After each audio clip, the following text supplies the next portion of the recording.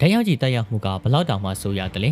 ဓာတ်ရောင်ခြည်ဆိုတာကတော့မျက်စိနဲ့မမြင်ရတယ်လို့ထိတွေ့လို့လည်းမရတဲ့ရောင်ခြည်တစ်မျိုးဖြစ်ပါတယ်ဒါပေမဲ့လို့ဓာတ်ရောင်ခြည်ရဲ့တက်ရောက်မှုကတော့အန္တရာယ်ရှိနိုင်ပါတယ်ဓာတ်ရောင်ခြည်အလုံးကတော့အန္တရာယ်ဖြစ်စေနိုင်တာမျိုးမဟုတ်ဘဲနဲ့အိုင်ရွန်စင်ဓာတ်ရောင်ခြည်တွေကိုအများပြားထိတွေ့ရင်တော့ကင်ဆာရောဂါဖြစ်နိုင်တဲ့အထိကိုအန္တရာယ်များပါတယ်သူတစ်ပြေကတော့ဓာတ်ရောင်ခြည်ကခန္ဓာကိုယ်ရဲ့ကိုဝင်သွားတဲ့အခါမှာခန္ဓာကိုယ်ထဲမှာရှိတဲ့ cells တွေကိုပျက်စီးစေနိုင်ပါတယ်ဓာတ်ရောင်ခြည်နဲ့ရင်တော့ခန္ဓာကိုယ်ကပြန်ပြီးတော့ခုခံနိုင်ပေမဲ့ဓာတ်ရောင်ခြည်များရင်တော့အချိန်တိုအတွင်းမှာအင်အားကျဆင်းခြင်းတွေးကြောစနစ်ပျက်စီးခြင်းနဲ့တည်ဆုံခြင်းတွေအထိကိုပါဖြစ်စေနိုင်ပြီးတော့နောက်ဆုံးမှာတော့သွေးကင်ဆာနဲ့တခြားသောရောဂါကင်ဆာတွေကိုလည်းဖြစ်စေနိုင်ပါတယ်အဲ့ဒါပြင်ကုန်မှာဓာတ်ရောင်ခြည်ထိတွေ့မှုကမျိုးရိုးဗီဇအပေါ်ကိုလည်းတက်ရောက်ပြီးတော့ DNA ရဲ့ပြည့်ပြည့်မှုပုံစံပေါ်မှာလည်းတက်ရောက်မှုရှိတာကြောင့်ဓာတ်ရောင်ခြည်ထိတွေ့သူရဲ့နောက်ထပ်မျိုးဆက်တွေမှာမွေးရပါရုပ်ပိုင်းဆိုင်ရာချုပ်ရည်မှုအုံနောက်ဖွံ့ဖြိုးမှုဆိုင်ရာပြဿနာတွေကလည်းဖြစ်ပေါ်နိုင်ပါတယ်ဥပမာအားဖြင့်နျူကလ িয়ার ပေါက်ကွဲမှုတွေပြီးမှမွေးဖွားလာတဲ့ကလေးများစုမှာပုံမှန်မဟုတ်တဲ့ဖွဲ့စည်းပုံလက္ခဏာတွေကိုတွေ့ရှိရပါတယ်ဓာတ်ရောင်ခြည်ကတော့လူရဲ့အသက်ပြင်ကုန်မှာပတ်ဝန်းကျင်ကိုလည်းထိခိုက်စေနိုင်ပါတယ်တချို့သောဒေသတွေမှာဆိုရင်တော့နျူကလ িয়ার ပေါက်ကွဲမှုဖြစ်ပွားပြီးသွားတဲ့နောက်ပိုင်းမှာလူတွေနေထိုင်ဖို့မသင့်တော်တဲ့အခြေအနေတစ်ခုဖြစ်ကိုကြန့်ရှိခဲ့တာပါ